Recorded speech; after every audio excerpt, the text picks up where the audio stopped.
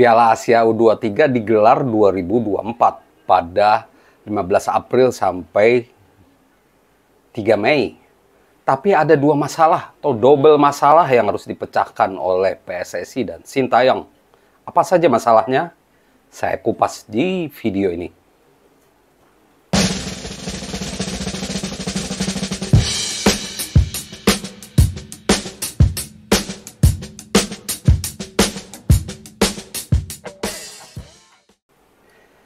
Halo teman-teman, jumpa lagi dengan saya Devri Saipullah.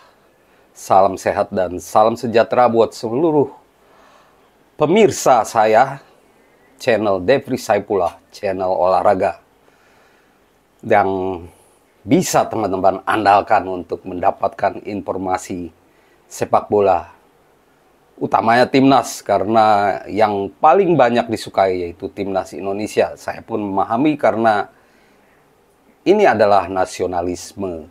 Saya juga akan membahas timnas kali ini, yaitu timnas Indonesia U23.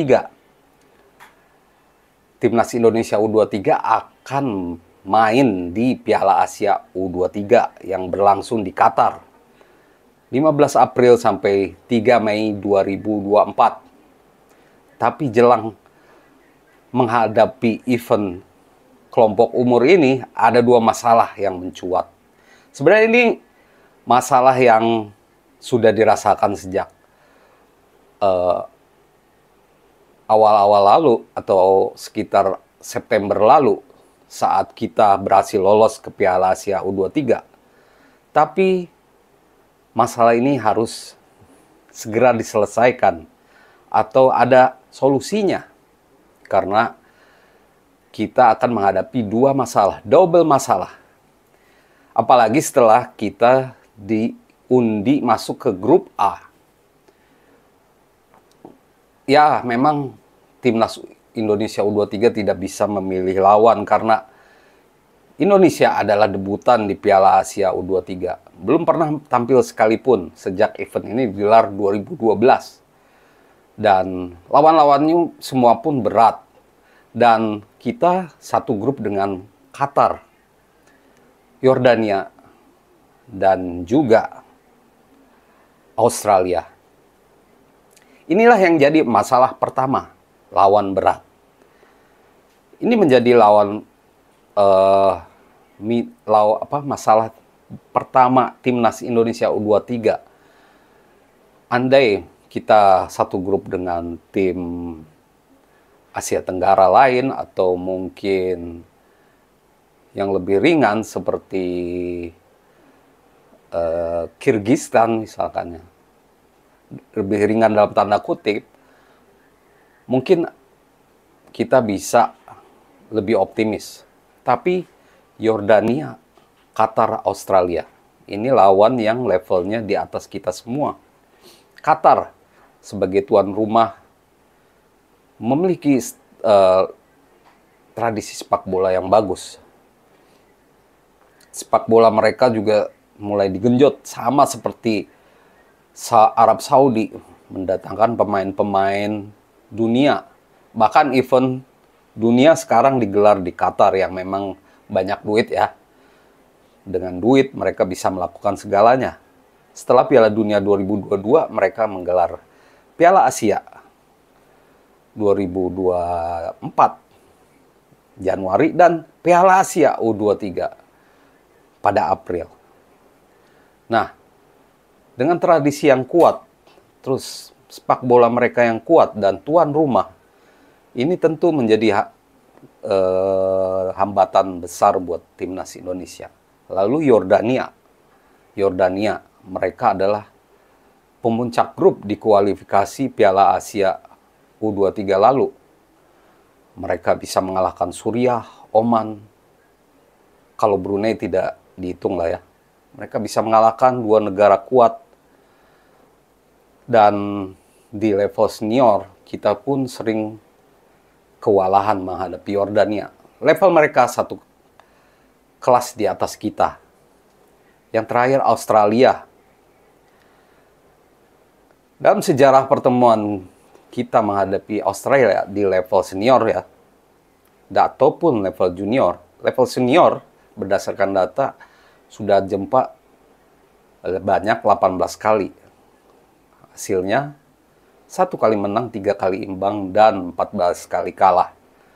Kemenangan langka itu diraih Indonesia pada tahun 81. Terus kita juga pernah kalah di level U23 saat kualifikasi Piala Asia U23 tahun 2022 lalu. Kita kalah 4-2 dari Australia. Jadi lawan-lawan berat inilah yang menjadi masalah utama kita. Tapi kita tentu akan bisa lebih senyum. Sintayong bisa lebih senyum kalau pemainnya lengkap. Nah, terkait pemain yang lengkap, inilah yang menjadi masalah nomor 2 bagi Sintayong, yaitu pemanggilan pemain. Untuk pemain-pemain lokal, jadwal Piala Asia ini sebelumnya saya jelaskan dulu, jadwal Piala Asia U23 ini bentrok dengan jadwal kompetisi. Terus event ini juga bukan kalender FIFA. Jadi klub bebas untuk menahan pemain mereka untuk tidak ikut di event ini. Untuk pemain lokal, Sintayong bisa tenang. Karena PSSI dan PT LIP sudah setuju untuk meliburkan BRI Liga 1. Maka itu pemain-pemain lokal kita bisa tenang lah, bisa sedikit gembira karena pasti dilepas oleh klub-klub mereka. Nah, yang jadi masalah yaitu pemain abroad. Ada setidaknya 5 pemain abroad yang terancam tidak dipanggil atau tidak dilepas oleh klub mereka, yaitu Rafael Struijk, lalu ada Ivan Jenner, lalu ada Marcelino Ferdinand, Pratama Arhan, dan Elkan Bagot. 5 pemain inilah yang dipanggil saat kualifikasi Piala Asia U23 lalu ya. Yang kebetulan memang ada di kalender FIFA. Nah, sekarang tidak ada di kalender FIFA. Apakah klub-klub mereka akan melepasnya? Ini yang jadi persoalan. Erick Thohir, Ketua Umum PSSI, sudah mengungkapkan kekhawatirannya sejak September lalu. Dan sampai sekarang belum ada solusi. PSSI mengaku akan terus mengusahakan agar membujuk klub-klub ini melepas pemainnya selama 3-4 pekan lah ya, untuk bisa main di Piala Asia U23 yang memang tidak masuk di kalender FIFA. Sejauh ini belum ada kabar terbaru. Apakah ada garansi kalau 5 pemain ini bisa dilepas oleh klub-klub mereka? Selain 5 pemain ini, ada juga prospek 2 pemain naturalisasi yang baru yang usianya memang masih muda juga, yaitu Justin Hubner ya dari Wolves dan Nathan Chu Aon dari Swansea City. Tapi kita abaikan dulu 2 pemain ini karena mungkin main di Piala Asia dengan tim senior ya, dan naturalisasinya juga belum beres. Tapi kemungkinan bisa dipanggil ada, dan itu pun tergantung klub mereka lagi. Jadi ini jadi masalah kedua bagi Sintayong dan PSSI dalam mempersiapkan Timnas Indonesia U23 menghadapi Piala Asia U23. Kalau 2 masalah ini, terutama masalah nomor 2 tidak bisa diatasi, kita harus bisa mencari alternatif. Tapi terkait 5 pemain abroad, saya punya harapan minimal Marcelino dan Pratama Arhan lah yang dilepas. Keduanya mungkin dilepas karena KMSK Dainse juga jarang memainkan mereka ya secara reguler. Walaupun Marcelino terbaik di Indonesia, dia masih kalah bersaing dengan pemain-pemain yang ada di KMSK Dainse ya, klub Divisi 2 Belgia. Begitu juga dengan Pratama Arhan yang bahkan diisukan pindah ke Korea. Dia juga kurang mendapatkan menit bermain yang banyak dengan Tokyo Verdy. Jadi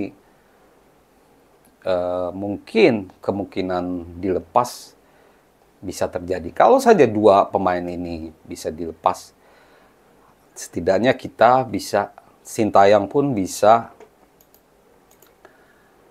agak tersenyum gitu lah ya. Dan sisanya 3 pemain, Rafael Struijk, Ivan Jenner, dan Elkan Bagot, bagaimana? Kalau misalkan ketiganya tidak dipanggil, saya pikir Sintayong bisa mengandalkan pemain-pemain yang ada di Indonesia. Kalau berdasarkan laga terakhir lawan Turkmenistan di kualifikasi Piala Asia U23 lalu, memang Sintayong belum bisa dapat gambaran karena dia malah masih bisa memainkan pemain abroad. Tapi kalau tidak, kita masih punya pemain-pemain bagus, pemain lokal yang bagus di posisi back. Untuk gantikan Elkan Bagot, misalkan ada Muhammad Ferrari lah, atau Dewangga yang punya kemampuan yang bagus. Terus Komang Teguh, lalu ada juga Kadek Arel. Panggil lagi bisa untuk menggantikan Elkan Bagot yang tentu sangat disayangkan. Elkan Bagot ini sebenarnya cukup disorot juga di Inggris sana karena setelah dipanggil senior, tapi kok masih dipakai di tim U23 gitu. Rada aneh biasanya kalau di luar sana. Kalau dipanggil senior, biasanya di junior tidak dipanggil lagi. Tapi kita butuh Elkan Bagot. Dan untuk Ivan Jenner ya, masih ada pemain-pemain bagus seperti Arkan Fikri, atau Witan Sulaiman, atau Dewangga dimajukan ke depan, atau Beckham Putra ya, Beckham Putra. Sedangkan Rafael Struijk ya masih ada Ramadan Sananta atau Hoki Caraka, striker-striker lokal yang bisa diandalkan. Itu skenario terburuknya. Bagaimanapun kita harus siap kalau misalkan tidak semua pemain abroad bisa gabung dengan Timnas Indonesia U23 tepat waktu. Karena saya berharap semuanya bisa dilepas sehingga kita bisa memiliki kekuatan maksimal. Tapi kalaupun tidak dilepas, kita masih punya pemain lokal yang bagus untuk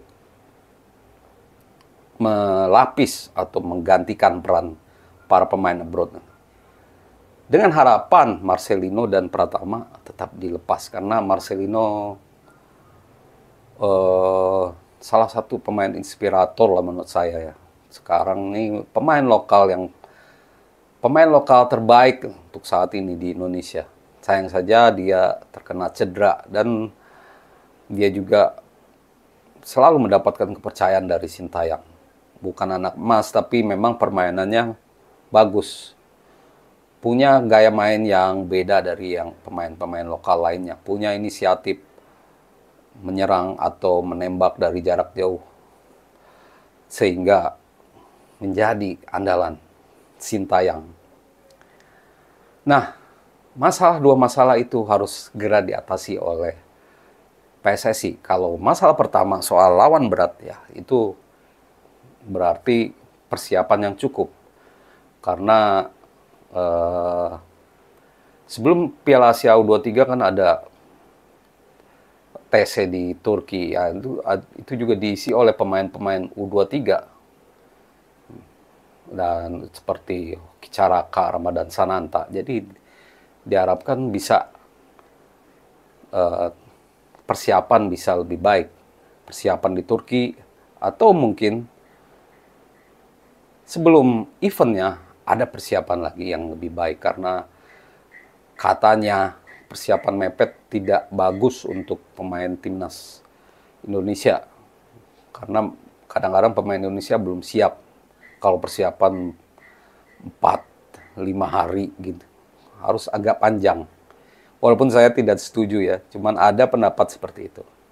Demikian teman-teman ulasan saya soal double masalah timnas U23 di Piala Asia U23. Terima kasih atas perhatiannya dan salam olahraga.